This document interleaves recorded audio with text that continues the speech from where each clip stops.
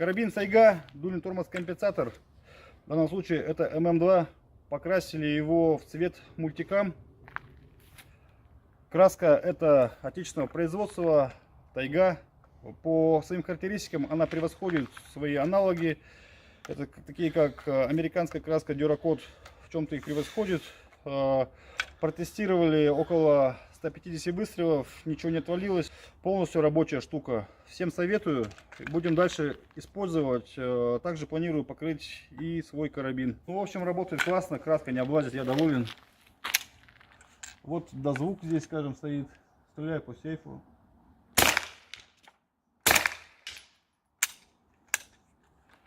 Супер.